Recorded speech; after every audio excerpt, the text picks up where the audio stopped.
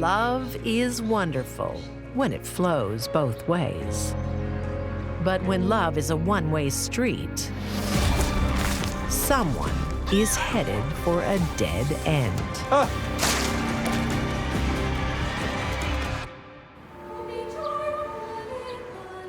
In 2005, the Lutheran Church in Springfield Township, Pennsylvania, is abuzz. A new pastor arrives, and the handsome Greg Shreves hits all the right notes with the choir. Well, good morning, ladies. Please be seated. Now, as you all know, I'm leaving at the end of the month. So I'd like you all to join me in making Pastor Greg feel very welcome. Thank you. A lot of people at the church were taken with Pastor Shreves. He definitely had a personality. He was very engaging. Well, I wasn't expecting that. He was a tall, good-looking man who previously was a golf pro, and he moved out of that fast-paced life to become a pastor. Pastor Greg turns many heads. Oh, Pastor Greg, it's so lovely to meet you. But no one is more excited than 65-year-old Mary Jane Fonder. Hello, hello. I'm Mary Jane. Welcome. Thank you, Mary Jane. An eccentric parishioner known for her ill-fitting wigs. I help out at the church on Mondays and Tuesdays. And her love of a good chat. A lot of people would describe Mary Jane Fonder as the aunt you wouldn't want to sit next to at Thanksgiving dinner because she would just talk your ear off. We will be working together very closely. Poor guy. She's gonna talk his ear off. I help fold the newsletters. I put up the bulletin board. You name it, I do it. I'm General Dog's Body around here. Mary Jane hadn't had a loving, intimate relationship for over 30 years. When she meets Pastor Greg, she falls head over heels. Mary Jane has little social contact outside the church. She certainly had difficulty in building any relationships with people. She knew no boundaries, which is why she gravitated to a church environment, because they would be more inclined to accept her for who she is. She's soon convinced Pastor Greg is her destiny. Oh, Pastor Greg, you shouldn't be doing that. Mary Jane, what are you doing here on a Wednesday? I'm here for you, and I'm not going anywhere. She was infatuated by him. Oh, it's quite okay, Mary Jane. I can manage on my own. And she's certain that he feels the same way. If you'll excuse me.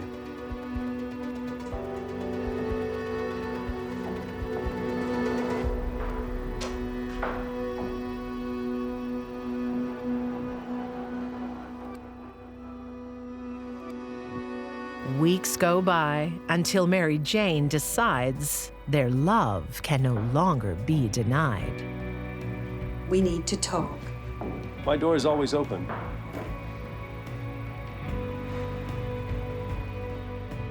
Pastor Greg realizes he may have a problem.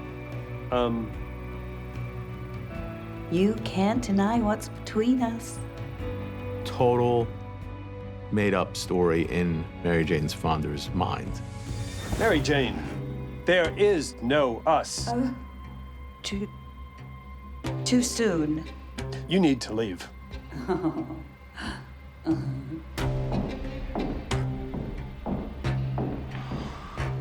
He was shocked, but in Mary Jane's mind, he loved her.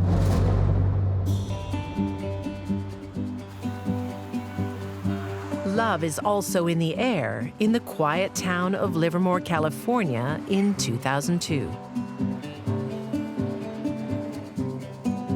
17-year-old Jenna Simons waits at the school gate. What are you waiting for? Mike is meant to be here. For her husband.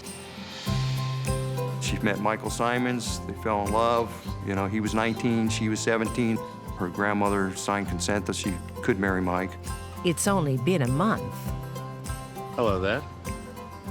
Hi there. But already, Mike has a wandering eye. Michael Simons was an attractive person who a lot of women wanted to be with. Head of the queue, Jenna's classmate, Katie Bellflower. See you, lovebirds. On the surface, looks like a sweet, innocent person, almost like a librarian. But underneath the surface, it was a whole different story.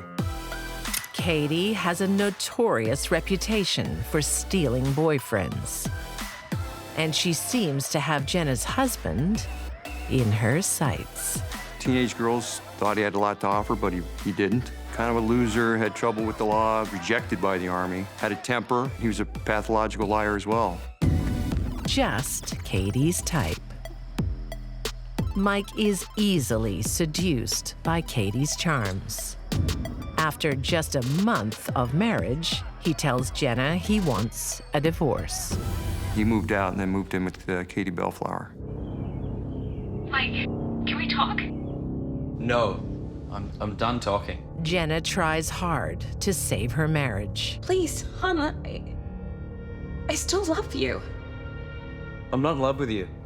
But I can't live without you.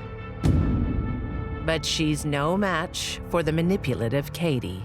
She had no empathy for anyone. We're done. Anybody that stood in her way was in danger.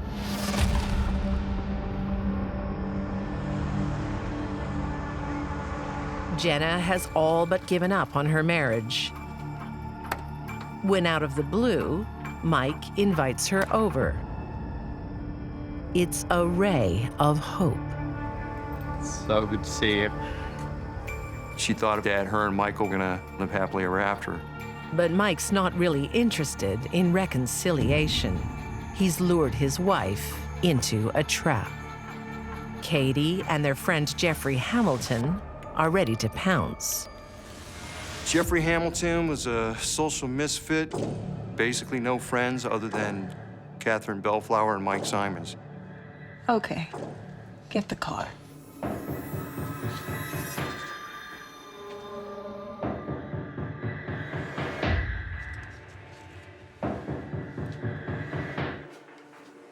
Katie retrieved a baseball bat from within the residence.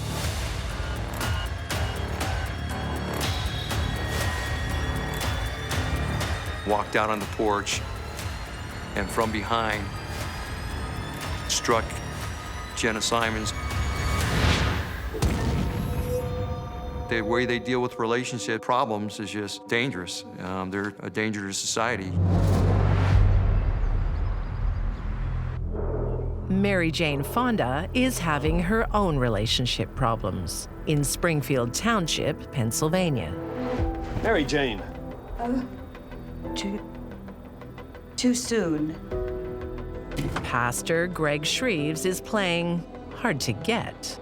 So Mary Jane expresses her love in subtle ways. Mary Jane took it upon herself to go in his home and leave food in his refrigerator.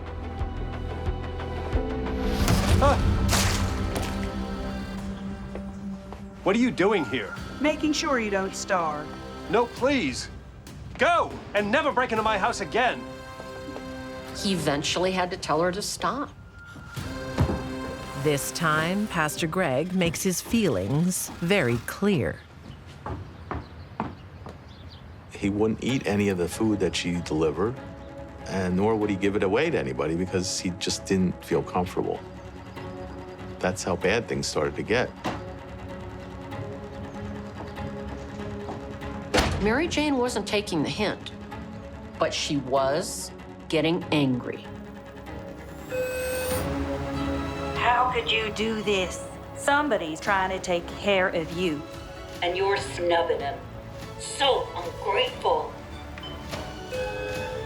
And she's becoming dangerous.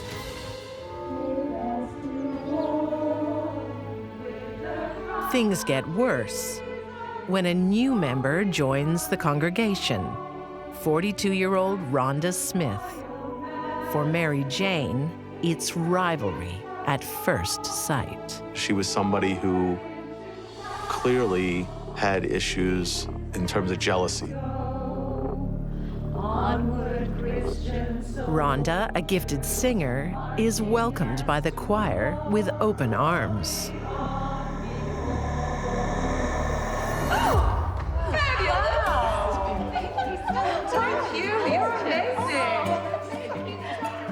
She was well accepted. She was funny. She connected with people. And from Mary Jane's point of view, she never felt accepted by the group. But she's watching them put their arms around Rhonda and welcome her. Bad.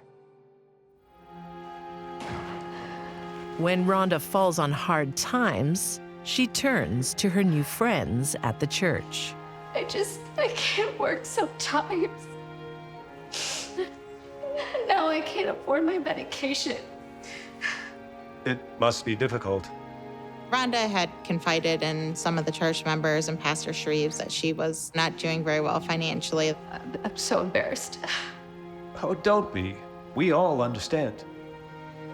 The parishioners sort of took up a collection to help her, pay her bills and her rent and everything. Pastor, No. Everyone was glad to help. Rhonda was so touched that her church friends had done this for her. But Mary Jane sees a very different picture. I don't know how to thank you. She started confabulating this idea that the pastor was having a relationship with Rhonda Smith. There wasn't any truth in that. It was all in Mary Jane Fonda's imagination. Pastor Greg gives Rhonda the attention he's denied Mary Jane. How about working in the office for a few days? Really?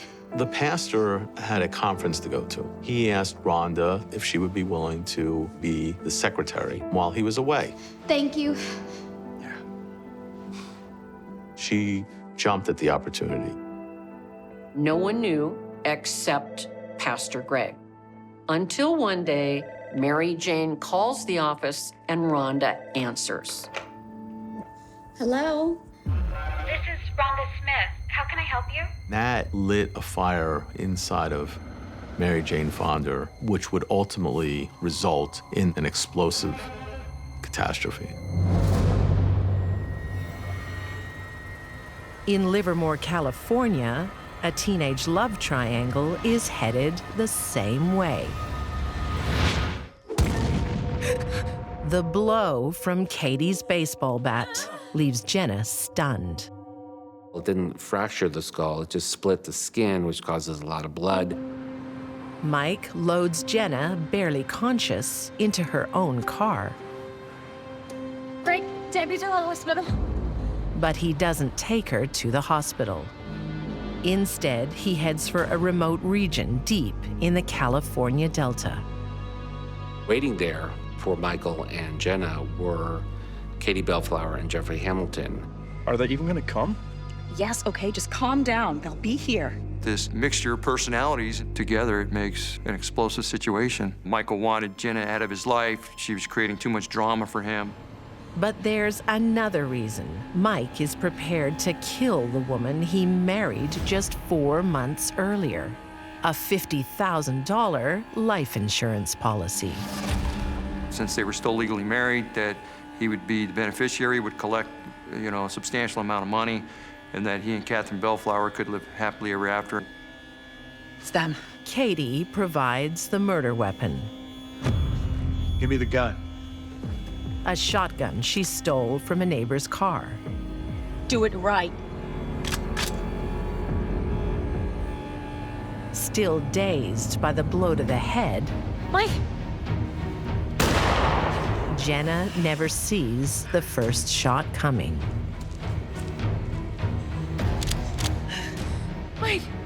beg for your life, and I may let you live.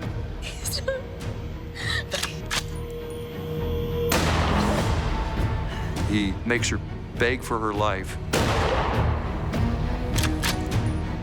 Guns her down in cold blood. But she doesn't die. She's not dead yet. I need more ammo. What? How long is this gonna take? Catherine Bellflower is the driving force behind this. She's just a sociopath. She's got no empathy, no remorse whatsoever. You wuss? The final shot is at point-blank range. The brutality of it is just incomprehensible.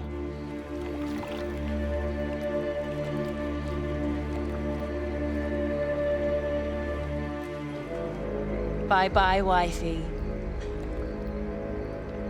With the body out of sight, they set about getting rid of anything linking them to the murder. The shotgun, the baseball bat, and Jenna's car. Michael lights a road flare, puts the lit road flare inside the Mustang, and proceeds to set the Mustang on fire. It burned to a crisp. The burnt-out car is found the next morning and is quickly traced back to Jenna, who's been reported missing. It was unknown if she had run away or if she was deceased. 12 days later, Jenna's body is discovered. She's found badly decomposed by a couple of fishermen. Investigators speak to everyone close to Jenna. Katie, Mike, and Jeff provide alibis for each other. They were the top suspects. They were the last persons to see her. There were inconsistencies in their stories. But there's no physical evidence linking them to the crime. We were never able to find the baseball bat. We were not able to find the shotgun either. Mike and Katie believe they've got away with murder. I was confident that Michael and Katie had some involvement. In Springfield Township, Pennsylvania, Mary Jane Fonder is determined to get rid of her love rival. Trouble is, her rivalry with fellow parishioner Rhonda Smith is a product of her own mind. Hello? This is Rhonda Smith. That's a quantum leap to go from hearing someone's voice in an office and thinking they're having an affair with the man that you love.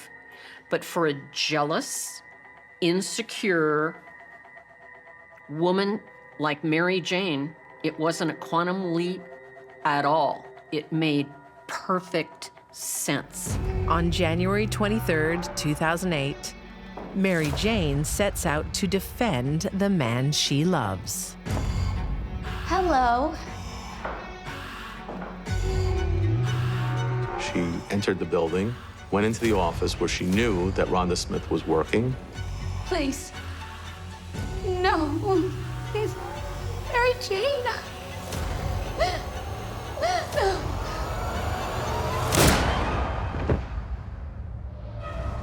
The first bullet grazed the forehead of Rhonda. It was enough to knock her down and off her chair. Mary Jane Fonder calmly walked around the desk and shot into Rhonda's temple, execution style.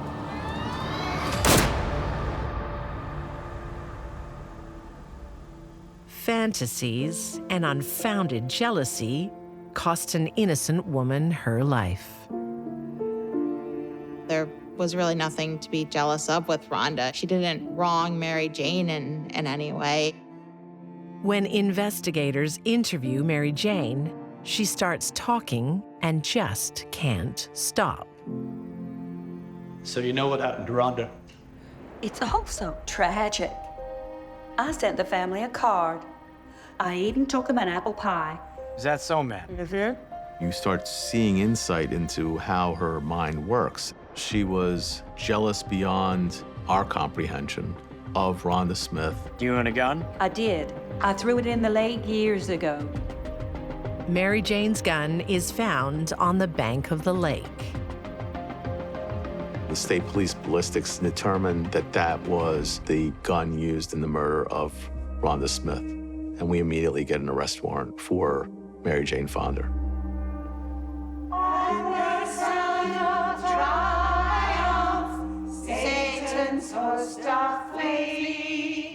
Mary Jane, can you come with us, please? Mary Jane is deemed mentally fit to stand trial,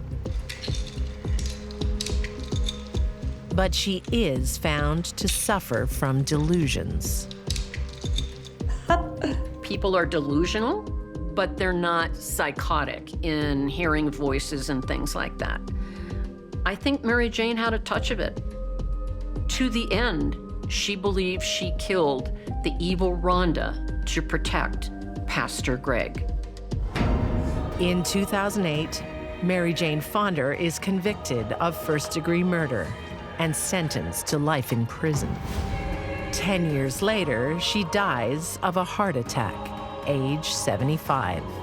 The moral of the story is we don't know what goes on in other people's heads, and they could be distorting what the truth is.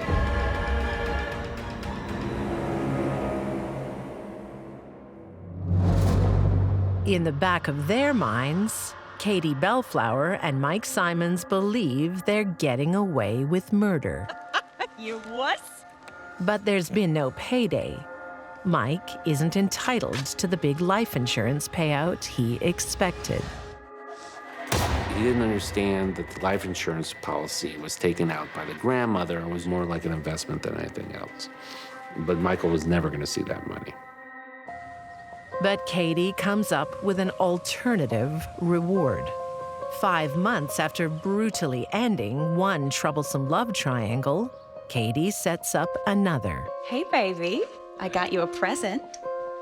This is Aspen. Hey, Aspen. Hey, how are you? She invites 16-year-old Aspen Lum into their bed. Catherine introduced Aspen and Mike. For a period of time, there was a three-way love triangle.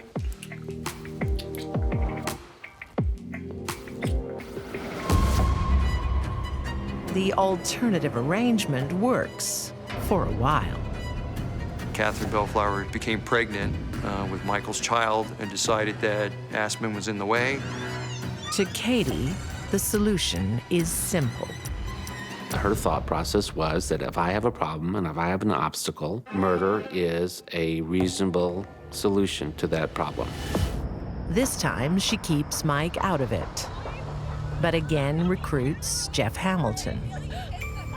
Katie called up Jeff and said, look, I need your help. I want to kill Aspen. She's in the way. I'm 5 months pregnant with Michael's child. You know, I want Michael back.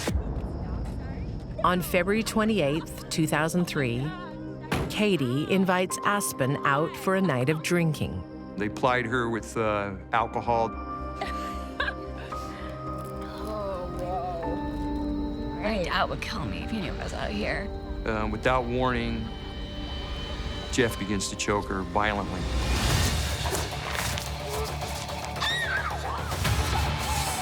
As Aspen fights for her life, Katie adds to her terror with a horrifying boast.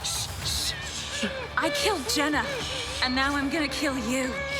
It's okay. It's okay. But fate intervenes. What's going on here?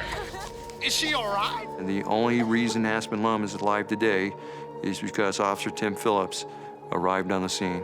Caught in the act, Katie tells Officer Phillips they're caring for a sick friend. It's okay, we got it. She's just a bit sick. Gloves are in case she vomits. Her performance is flawless. She was convincing. Katie Bellflower is the most devious person I've ever had to deal with. Thank you so much. You take care. Thank you. The officer ensures Aspen is delivered home safely. It'll be fine. Just keep your mouth shut. I love you. She immediately told her parents exactly what had happened. Aspen also reveals Katie's confession to Jenna's murder. All three involved are soon arrested, and police quickly realize they are dealing with two crimes. Jeff Hamilton confessed, and Catherine Bellflower ultimately realized there was no way out, that the floodgates had opened, and that's when she proceeded to confess her involvement and Michael's involvement. Mike Simons is found guilty of the first-degree murder of his wife, Jenna, and sentenced to life, no chance of parole. For giving evidence, Jeff Hamilton faces the lesser charge of second-degree murder. He's sentenced to 15 years to life, with an additional 7 years for the attempted murder of Aspen Lum. Katie Bellflower, a juvenile at the time, is convicted of first-degree murder and receives 25 years to life. She decided that she needed to kill somebody for something as minor as romantic jealousy. And not only did she do it once, she did it twice.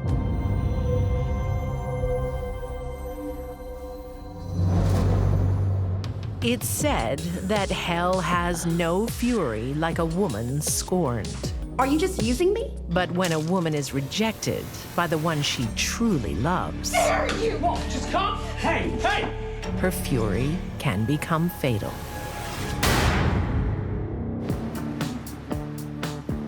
California Navy serviceman Victor Saucedo is everyone's buddy. Close. Victor, he was a guy who had a big heart. Had a lot of family and friends. People loved him. Thought he was a great guy.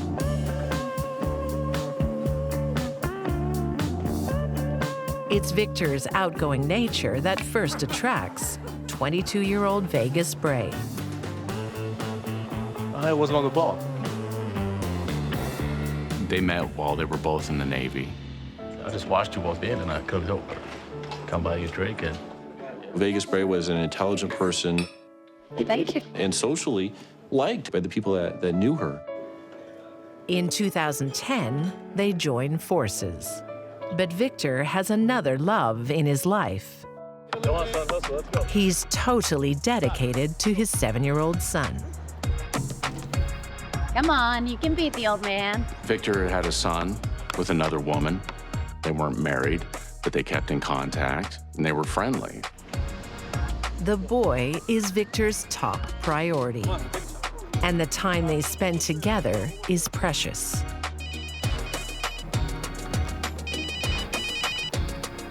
Hey, what's up? Hey, babe, how are you? Come on, take a shot. Who's that? Who are you with? Oh, that's just my son's mom. What is she doing there? She didn't want Victor to be with anyone else but her. She's just picking our son up. Are you seeing her? Get real, I'll talk later.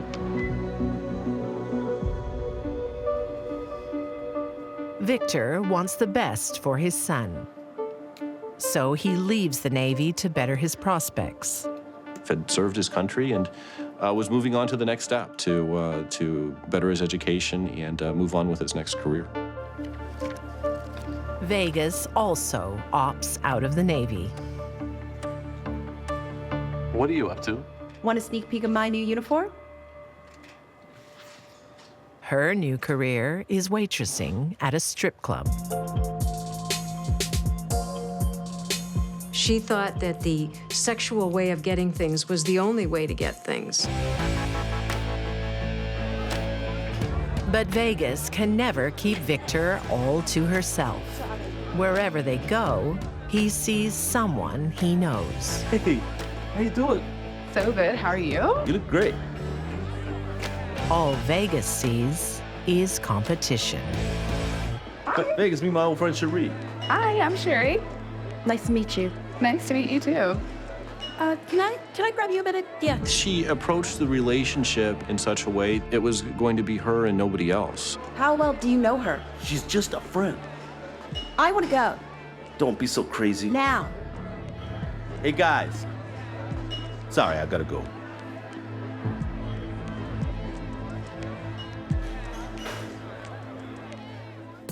At first, Victor tolerates Vegas's jealousy, but she crosses the line on family time. I thought we could go away this weekend. No, I can't do it. Got my boy. Victor loves his son, and so he's wanting to do whatever's best for his son, so I don't think he's gonna let anything get in the way of that. But what about me? My boy comes first. You spend all your time with him. The jealousy built as the relationship progressed. If you can't handle it, I don't want to be with you. Victor eventually broke off the relationship. Don't say that. I mean it. I don't think Victor had any understanding about how bad it's going to get.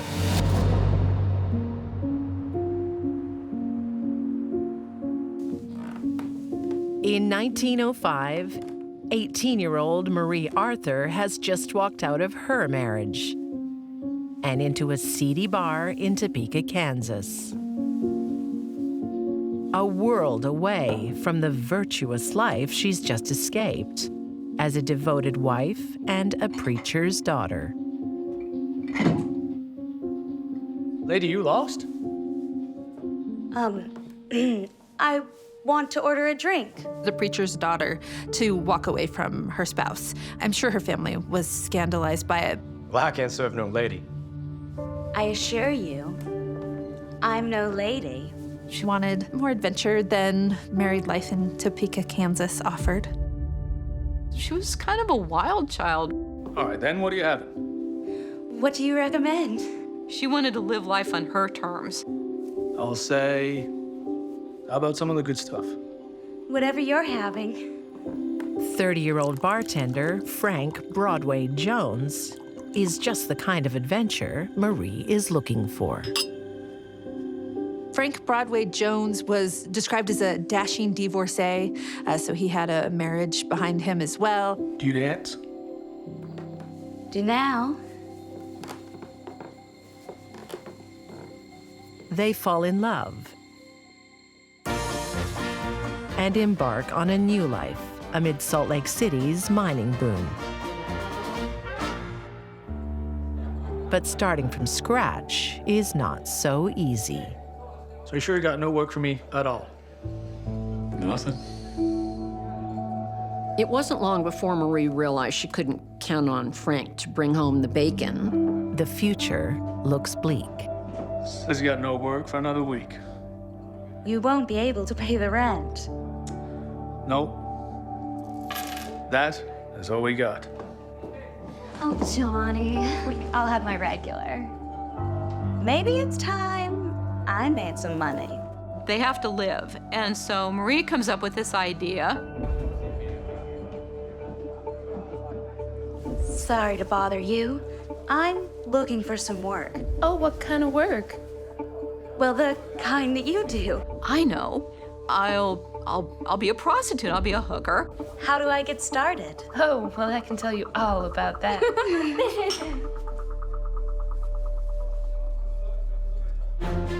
Marie joins the ranks of working girls who service the mining communities outside the city. Hi, how are you doing? Are you ready? Oh, yeah.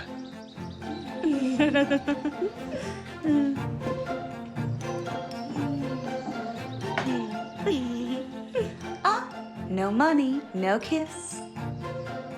Maria's literally a female entrepreneur.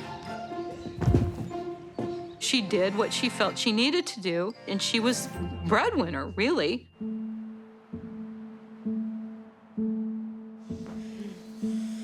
Frank is living in Salt Lake while she's away, sometimes a couple weeks at a time. Frank's not wild about the new arrangement.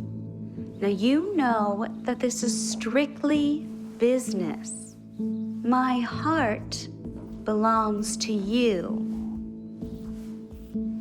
But everything else is for sale. But he soon adapts.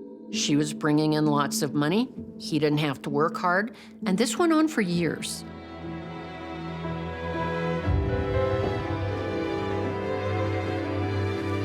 But Frank's long weeks alone in the city lead him into temptation.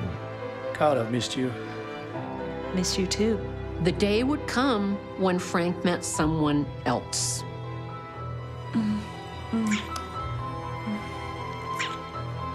And he fell in love.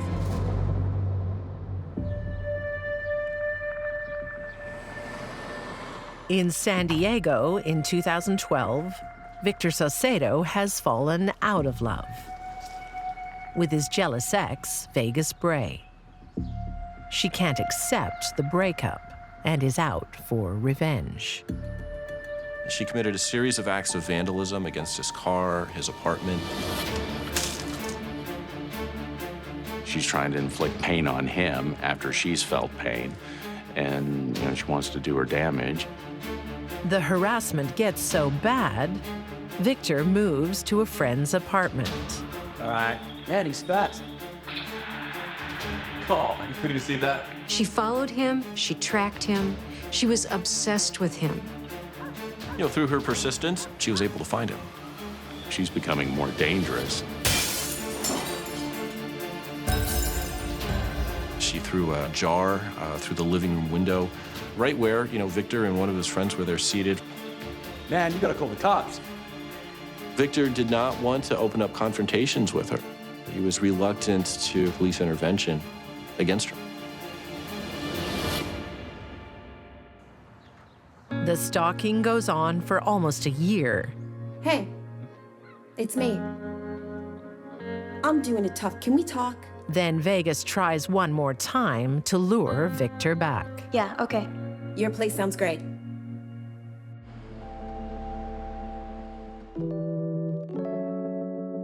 They drank together, caught up, talking with each other. That probably was not a good move. That's only going to get her hopes of that something's going to rekindle. And sure enough, something does. And ended up having, an intimate relationship that night, which proved to be disastrous. Another intimate relationship is headed for disaster in Salt Lake City in 1913. While Marie is away working, Frank is sleeping with a young widow, Mae Dunbar. He even justifies his infidelity. Marie is being intimate with many men during the week, and Frank was just being intimate with one woman. What's wrong? Inevitably, Marie learns of Frank's secret. He was with another woman. What woman? It looked like they were together. Maria is very upset when she finds out that Frank's being unfaithful.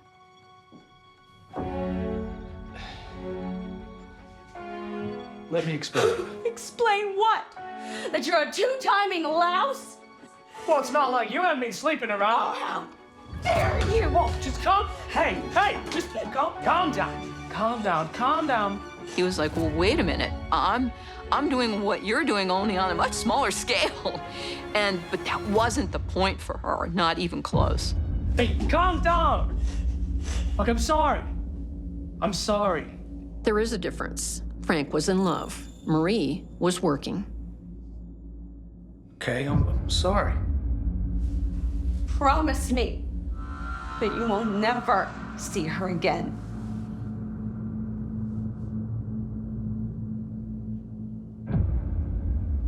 I promise. Okay? I promise.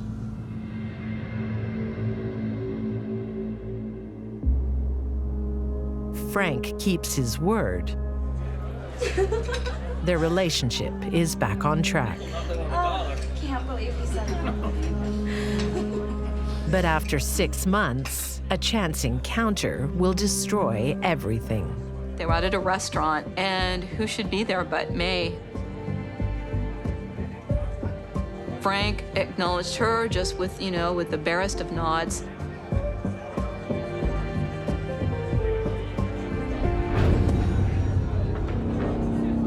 What? I thought you said it was over. It is.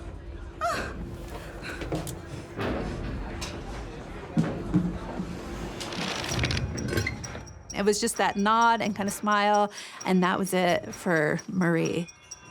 Old resentments resurface. Their bitter argument continues into the next day, January 9th, 1914. Marie, can't we just put this behind us? I saw the way you looked at her. What about all that men you've been sleeping with, huh? Yeah. Marie and Frank kept a gun in the room, and that was very unfortunate.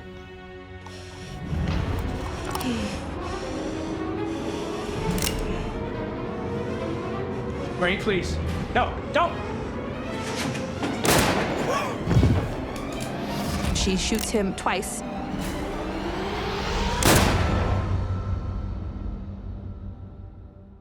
That bullet nicked his heart, and that's what caused him to die almost instantaneously. When she saw what she had done and it hit her,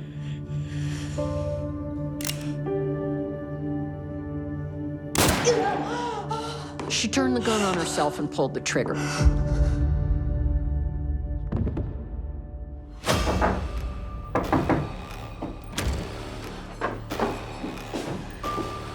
I think I killed him. The hotel desk clerk by this time's heard 3 shots. He's up the stairs to find out what's going on. What did you do? Wait, stop! It was a serious attempt she made on her life. That was not a cry for help. She meant to kill herself. Marie survives to stand trial. I didn't mean to kill him. The fact that Marie tried to kill herself, and it was a very serious attempt, weighed heavily on the judge.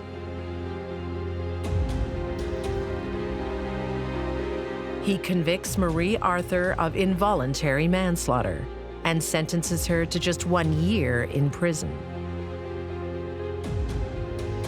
She's released on parole after only 4 months.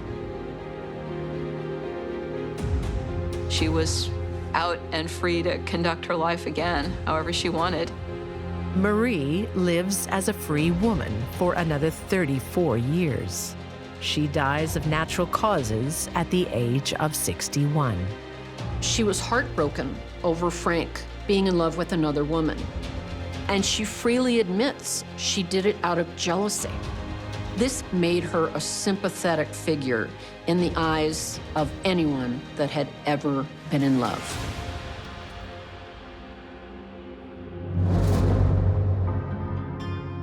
It's jealousy that cost Vegas Bray her perfect boyfriend, Victor Saucedo. But after a night of alcohol-fueled lust, she's back in his arms. You know, what they had done was a bad idea. Let's get breakfast. Victor wakes up with a hangover and a severe case of remorse. I don't think that's a good idea. Why? Are you just using me?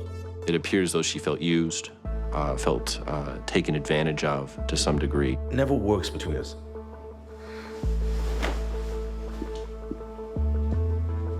She is thinking long-term. She's already become possessive. She wants Victor, and that's it. And Victor's thinking, well, you know, maybe this has to be broken off completely. She was rejected. When he turned her down, she went from 0 to 90 miles an hour. The rage kicked in. Vegas plans her end game for some time. Looking back at what Vegas Bray was writing on her computer for the months leading up to this, she had a very well-defined plan. She even has a gun. Somebody who is obsessed with you, owning a gun is a lethal combination. October 16th, 2012, Vegas returns for one final visit. Are you gonna let me in? Yeah, of course.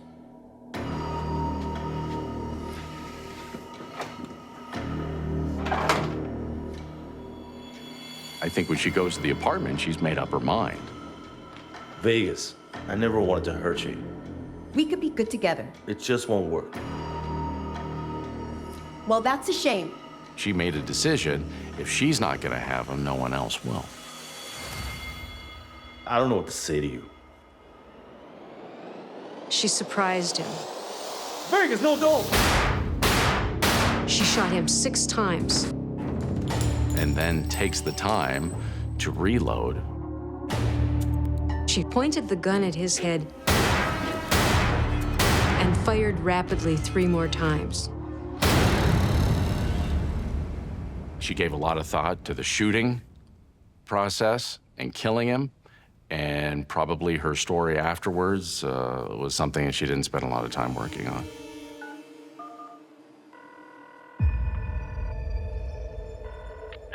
What's your emergency? There's been a shooting. Okay, ma'am. Who's been shot? My boyfriend. He's committed suicide.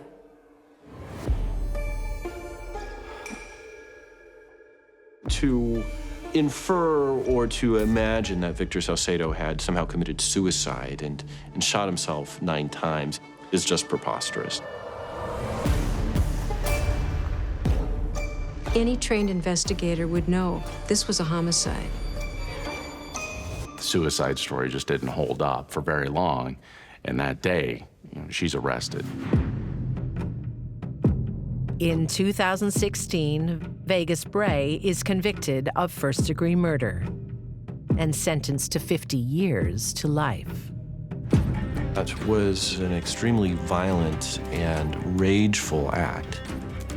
Her emotions were playing out through the barrel of that gun. Vegas wanted a boyfriend who gave his undivided attention. She needed total control. And one way for her to achieve her goal was to kill him. She's exercised the ultimate control over his life and his destiny. She's taken it away from him.